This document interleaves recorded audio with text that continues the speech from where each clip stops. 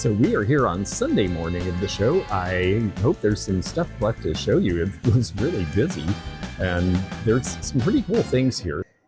This is what these ship lamps are supposed to look like if they are not corroded and everything is there. This one has all of its original stringing. It's got the red and the green light in it, and it's got the base light. It's priced at $70, which is a fair price for what it is in that condition. I think these are really cute. A lot of people who like old childhood stuff collect things like this, and that is a very, very little teeter-totter for a very, very little child. And it's priced at $25. And then you have a little rolling chair for the kid here. This one is priced at $30. Doll collectors used to be really big on this stuff. Big old rendering kettle here. And then here's one of these really cool tin sit baths, where you would just sit up and sort of splash around in the water in the bottom. I mean, it wasn't that everybody had indoor plumbing and could just fill a bathtub. And so this was a good compromise. Priced at $80. It's been painted and it has a couple of little tears in it, but that's actually a very good price. I like the Shawnee fruit basket here. I haven't seen one of these for a while, but it does have a chip on the lid there.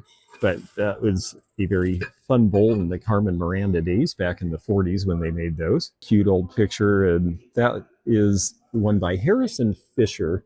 Harrison Fisher was right up there with Gibson as far as drawing lots of beautiful women. This was a book plate. Those gentlemen are cavorting with quite a bunch of lovely ladies sitting at the beach on a very heavy blanket so they don't get sand on those wonderful dresses they're wearing. And then here's one of these boudoir lamps with the woman in plastic, fantastic, from the 50s, and the big, huge skirt. And this one I get a kick out of. There was a version for the Democrats as well. What do you think of the campaign promises? Pull my trunk and see. And what happens, of course, is it's a cigarette dispenser. You'd put the cigarettes in here, and when you pull the trunk, it pushes it, and they pop out right there. This is a great design. It's 1940s. They said it came from a bus station. There are a lot of cool Art Deco chairs that are very similar to designer chairs of that era that are like this, that were used in stations. And if you can find them, they are great at a dinette table. They're very comfortable because they were meant to be sat on for long periods of time while people were waiting. They only have $75 on this one. I think that's a pretty good price. And then this is Posy Pitch. This was something you could do if jarts were a little scary to you. Then the Posy Pitch lawn game is an option. You can tell the era because of the way the people are dressed. It's very 70s. Look at the striped pants. I'm pretty sure I was made to dress like that at one point when I was a kid. And there is the entire set with the psychedelic colored posies in it. And I think I have to have that. And these folks are doing the show for the first time. They said they'd had a good show. I bought a couple of neat Fenton pieces from them. They came down from Terre Haute. They have a little bit of their spring planters left, although I watched a bunch of these sell yesterday. I've always liked this one with the shell. This is Abingdon. And this is one of the thinner pieces they made. It's not quite as heavy as their ware usually is. Their stuff really can weigh a ton. I've had the tray in this, and it weighs a bunch. $15 is a good price on that. And then this one with the pink interior and the blue exterior is Red Wing. This is one of their star vases from about 1950. I've always thought that was a neat piece too. And I have to say the prices are good. I can see why they're having a good show. Look at this fun lamp out of the 1970s with the painted cattails on it. $60 on that. I wonder who the maker is. Oftentimes with lamps we don't know, but certain companies would mark their wear. I don't see a mark on that one, but I think that's a great looking piece. And then here's some of these mid-century ceramics. I believe these are German usually when they have this big encrusting, but no, make a monkey out of me. This one is E&R out of Italy. Let's take a look at this one. That one's West Germany, and that's the mark I was expecting on both of them. $25 on these fun deer bookends. These are chalkware. I haven't seen these before. The horns are like Medusa.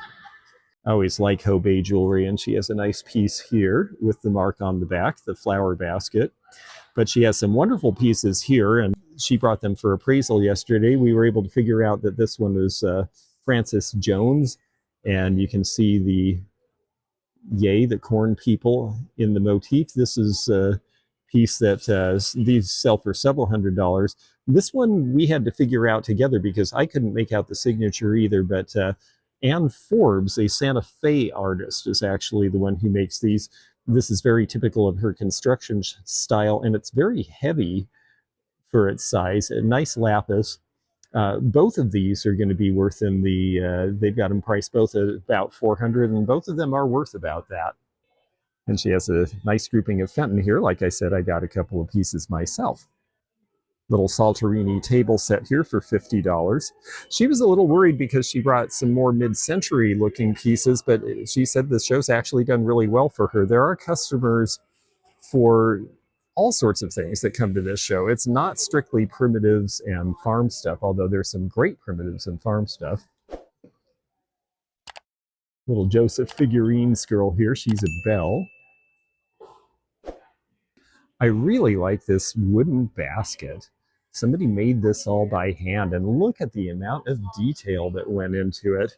Just layer after layer after layer stacked. It's priced at $44. I mean, how do you value something like this? If it's one of a kind, I suppose you could use it as a colander, but it's really, really more interesting just for what it is. Great piece of folk art, interesting design. You know, as time goes on, I'm sure this will become more valuable because it's just interesting and there's not another one like it. Now, almost all of these sterling bracelets are new. You can tell by those round hooks with the bar that goes through, but this micro mosaic jumps right out as being an older piece. We will take a look to see the detail. It's amazing that people were able to put all these little tiny glass pieces together and make one piece of jewelry out of it. And a lot of the people who worked in those factories were women, and they were paid by piece, so it was a ton of work. The back has some patina. I would say that's from the 1950s. Of all of the faux pearl jewelry in gold tone in the 1960s, Trifari sign pieces with the crown bark seem to do the best. But if it's a good look and a nice size, a lot of these will sell. They don't sell for tons of money, usually under $25 or $30, but they are very popular with a group of collectors for their simplicity, and they are particularly popular with Italian collectors, interestingly enough. This Silvertone Strawberry here is by Sarah Coventry. The later editions say Sarah Cove. They were a house party jeweler. They didn't make their own stuff. This piece here has sort of that same look. I don't see the gold tone with the baguettes doing as well, though. Just as in glass collecting, jewelry collectors right now in the costume are preferring the colored rhinestones, but this clear one is a good example of how you can get a really great classic look that looks like $1 million for not too much. The variation in stones matters a lot on the clear ones because the design rather than color is what makes it pop. A few of the ways that we can tell that this strawberry pin is newer is that it is pave, in other words, not prong set, and it's a very shiny, bright gold color. As English transferware progressed, they started to make colors other than blue, and the black on white was considered very stately and very modern in 1840, approximately the time that this platter was made. Very interesting scene, seems very sorrowful. This man in bondage is seeking his freedom. Interesting timing for this because the date on this is 1841 and slavery was ended in England and its empire in 1838, so a very timely subject. The Staffordshire potters did some really incredible detailing in these transfers. These are transfer decals, so an artist had to draw all of this and then they had to make it into some sort of a decal that they could fuse to the plate under the glaze to hold it all together. So it was big, important new technology at that time, and the Staffordshire potteries ended up leading the world for over a century. Below it, we have a very cute apothecary chest with the original porcelain knobs. People really like anything with lots of little sorter drawers nowadays, whether it's for things on a dresser or for your small collections of little items. And then below, we have some other interesting Staffordshire pieces. The dog figures, the spaniels, are classic from the 19th century. They sat on either side of a mantel and were the main decoration in a lot of mid-Victorian English homes. One way you can tell these are 19th century dogs rather than later reproductions is look for the ghost paint and the gold. It's mostly worn because these have been cleaned many, many times. They sat over coal burning or wood burning fireplaces. They got dirty. They got washed a lot. And for that reason, it's easy to tell that and the fact that the early ones have wider and more vent holes and the later editions have smaller ones because the technology gets better and they don't have to vent off the heat from the manufacturing process as much. There's also some wonderful Staffordshire figurines, the spill vases, as they call these little bed vases here, the figural to the right, and then the very large figure in the middle. It's a clock painted on the face, but some were made with an open area to hold a pocket watch. People are really interested in 1970 vintage English toffee and candy tins. They were widely distributed in the United States at the time, but they came from a tradition that went way back. This is an English tin by Cadbury Chocolates. It says Cadbury on the bottom, and it's 3 British queens. They were celebrating that they had been appointed as the cocoa and chocolate manufacturers to Her Majesty Queen Mary. This is 1920s era. Nice coloration. This one's priced at $45. I think this is much harder to get than a lot of the English ones that I'm seeing sell online for pretty good money now. So that might be something to consider. I really like this book, Little Pictures of Japan. I haven't seen this in a long time. How'd you get this one? Beautiful one. I found it at a sale over at the Princeton. Oh, okay. Yeah. Neat. 1920s. Yeah, it is just beautiful. Yeah. There's a few pages with like pencil on it. Oh yeah, no, I see someone colored a little bit. Yeah. You know, that's at least it's pencil. Yeah. That could be done something about if you cared to. I would just leave it alone personally. But yeah, look at that with all the cranes and the graphics. Oh, the graphics are great. Yes.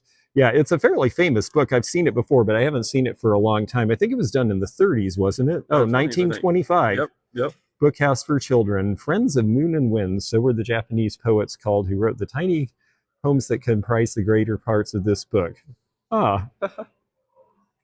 Oh, I see. So there was a bunch of poetry with it, and they have illustrations with. That's a wonderful book. I haven't seen it in years. So this fellow used to be a dealer here years ago, and he's back. Tell us your name. Yes, I'm Elijah. Elijah, nice to meet you, Elijah. Nice to meet you. I'm George, and you were starting to tell me, and I was just curious to have you talk about, you sell on Etsy, and you sell Real World. Yes. And you were saying you trying to figure out how you decide which do you like and for what reasons. Exactly. So what conclusions are you coming to after doing a show for the first time in a while? I've been thinking about it. I don't know. I really enjoy the interaction with people that you get with the in-person show. It's really enjoyable. I also like setting it up so I can see all the stuff at once. It's kind of right. It's nice to have it all out. But I also think there's possibly a higher profit margin on Etsy. Depending on the piece. Depending on the piece. Exactly. Because Etsy is a lot about storytelling and setting up a vignette and making it something that's more personal in that way. Right. Yeah. So I'm a little torn, honestly. I can see both. Yeah, well, that's what I've found over the years is both actually seems like a pretty good answer, you know, if you don't mind to do both. Exactly. I mean, on the one hand, you know, you're going to, like you said, you might get a little bit more, or you might be able to position something on Etsy or something differently. On the other hand, it's nice to be able to set it all up, have it out, put it in a bag and not have to ship it, right? Exactly.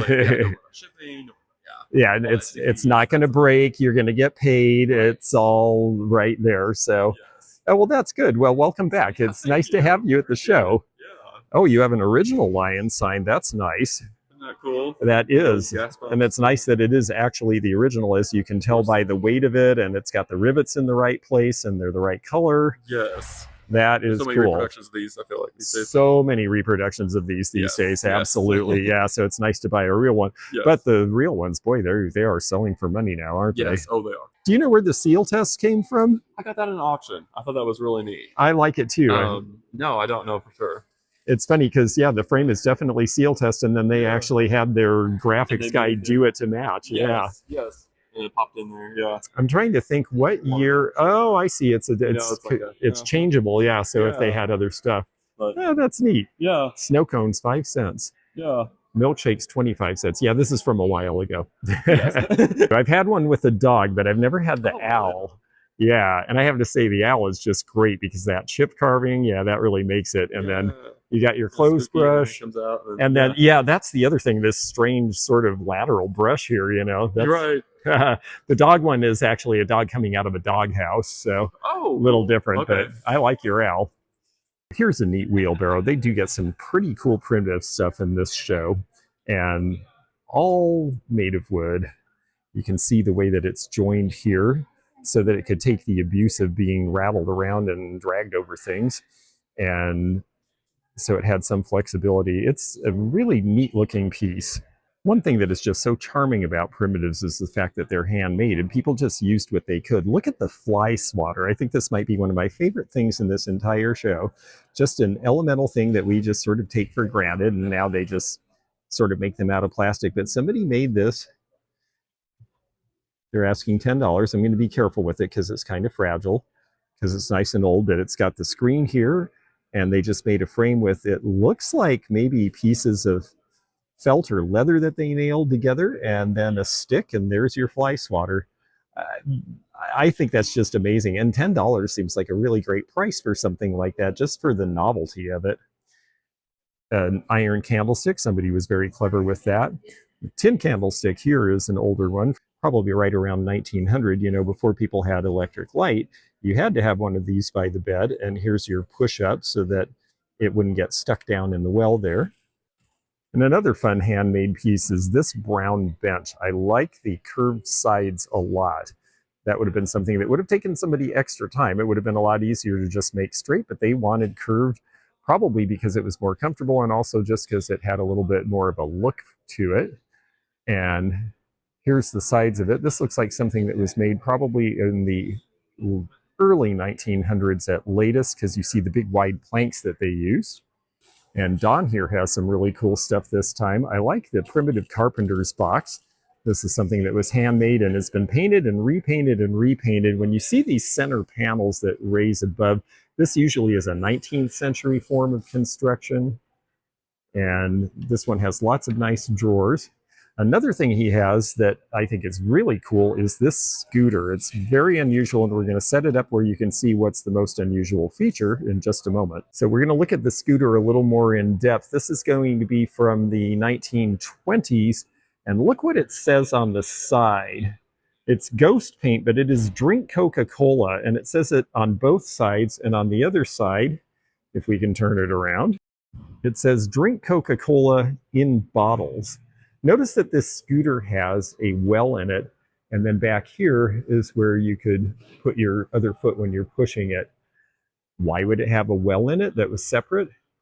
My belief is that this was a grocery store when there were lots of little neighborhood grocery stores. I believe that this was probably so that the delivery person could put a stack of Coca-Cola in bottles in a crate or a handled carrier in here, or other groceries, boxes or bags, and then wheel it off to the place that it was to be delivered, because most deliveries would have been within a fairly small area. The neighborhood grocery stores typically only served a 15 or 20 block area at most.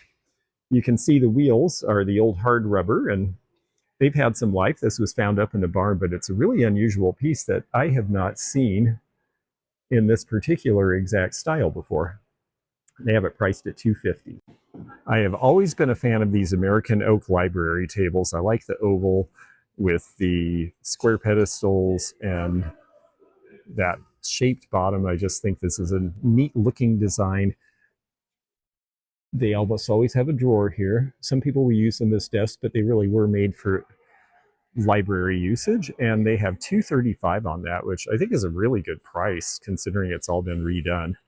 In the 1980s, Japanese ceramics started to really take over the market, and especially in kitchenware. And this is called Riva designs. This is Japanese from the 1980s with the primary colors. And you can definitely tell in the shapes of the canisters that it's a 1980s style. They have $60 on the set of canisters. This is starting to be collectible now, definitely. And the prices are not high now, but there's no guarantee that they'll stay low. People are always asking, well, how do you know that these jadeite pieces are vintage? Well, here's a bunch of them in platinite colors as well. And that's how we know that they date to about 1950. The company that made Blendo glass was the West Virginia Glass Company, and they certainly made a lot of things other than Blendo as well. This is a cranberry flash candy jar from about 1960, and there is the West Virginia Glass label right on it. Once in a great while, you'll see Blendo glass with that label on it as well, or you'll see it in a box that has the West Virginia Glass Company name. This one is priced at $45. And this is a nice little piece of furniture. It's smaller than we usually see. It's a single drawer washstand with the towel bar. It's got some nice carving with the leaves on the front. It's a nice lightweight piece. These were small because they were supposed to be able to be used in the bath area or easily moved around between the bath and the boudoir. But it has nice stout legs, and it is priced at $165, should date to about 1910. This space sure has a lot of fun stuff. Look at this goat ring toss toy. That is just really fun with the lithography, and then attached to the wood, here's your rings. They have all the original rings. That's kind of amazing. And they're weighted so that hopefully you could get that thing to go around the tail. Priced at $150, that should date to about 1920. And then there's this great farm set, these cardboard farm animals that are printed. This was something that would have been very commonly seen in farm country in the 1930s, approximately. It even tells you what you're looking at so you can learn as you play. So these are white Wyandotte chickens, which I understand are supposed to be really good egg layers. Here's a pig with her piglets. Such a fun, cute set, and it's great that it's got the barn to go with it as well. Now, this is a neat little salesman sample. National Washer, 1892, from New Jersey. And look how it has the way to show exactly how this thing's going to work when you get it home. It's got the big metal basket, and you push this and it makes it go back and forth like a churn. That is in amazing shape. It's priced at $450. That's a very scarce piece. And I have to say, of all the quilts and coverlets, and they have a whole lot of nice ones here, my favorite has to be this one, because even though this is 19th century, it's got such a great op art design to it. I mean, I could see this with 60s modernism, even though it's 100 years older than that. And I just find that quite fascinating, and I like the colors a lot too. Now, these are fun as can be too. These are socks made out of vintage feed sacks, little stockings. Somebody just having fun. This is a neat repurposing idea, don't you think? And our friends here have wonderful jewelry again. There is some nice jewelry at this show. I really like this pin here. It's a conversion, but it is really neat. I just love the Easter egg stones in that one. Well, I bought the black and gold, but I really like these Venetian sets. And look how they have the earrings and the bracelets. And they're $59 for the 3 pieces, which I think is a very, very good price. I like the blue too. Well, I had a lot of fun at the antique show, and boy, we had a lot of people for appraisals. I think I looked at almost 100 items total, and I got to shop just a little because I was pretty busy, but I found some stuff. Let's take a look really fast. So here is the lovely Xeno White. And yes, I think this guy is great. They glow under a black light. It's the Fenton Owl fairy lamp. You don't see that one as often. Also glows under a black light, the Fenton Custard Hobnail fairy lamp. And those were certainly priced very fairly. This little piece is Evening in Paris, but you just don't see the sachets very much. It actually is full of powder, so we're not going to take the top off. But that was only $8. This piece is the piece that I think could actually be very, very old, and I'm going to have to do some research, but I think it may actually be one of the things that would have had a handle on it, and you would use that to pick your pompadour. A few pieces of vintage costume jewelry. This one just had a lot of nice Aurora Borealis stones. It's a no name, but it was under $15 with the discount. This one is nicely stacked with the interesting multicolored stones surrounding that center stone. And so I thought that was a neat combination of colors and a good size for only $8. This is a Venetian glass strand of beads, and it's the gold and clear cased from about 1960. It's a nice choker size. Paid $20 for that one. And then this one is, I believe that's either Sarah Coventry or Listener. I'll have to look at the back again, but only $3. It's a nice big piece with some nice rhinestones in it. The bowl is a Hungarian maker, and it's got a nice mark on it for the company, which I believe is Volaloid, if I'm understanding that right. I've only recently been introduced to this company. The hooked rug is absolutely boho, and the lovely Vanna is moving everything so that you can see what it looks like. I just thought this is something that Laura Caldwell would absolutely buy and sell in Oregon, and I'm going to Portland for my next show. And so here it is. Yes, you can see it in all its glory. It'd be fun to hang on a wall if you weren't going to use it on the floor. And that was $25. And then the last thing for $10, the Posy Pitch Lawn Game. And if you open it up, you see really fun colors, very 1970s. This was an alternative to Jarts that didn't involve anything with big points. And so I thought for $10, that was just too cool to pass up.